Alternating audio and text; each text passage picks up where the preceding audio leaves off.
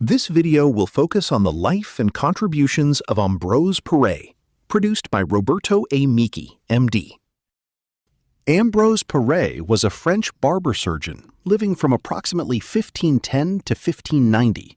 He is considered one of the founders of surgery and notably promoted hemostasis. Pare started his career as a battlefield surgeon, where he perfected his craft. Pare famously debunked the poisonous nature of gunpowder wounds.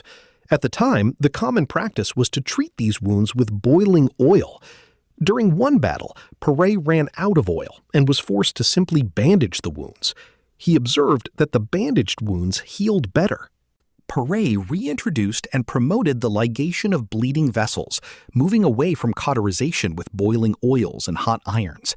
This led to his famous saying, "Je le pensais, Dieu le guérit," meaning, I bandaged him and God healed him. He also invented the bec de corbin, a predecessor to the modern hemostat clamp, to help with controlling bleeding prior to ligation. Pare also contributed to neurosurgery by creating a trupan, a tool used for opening the skull.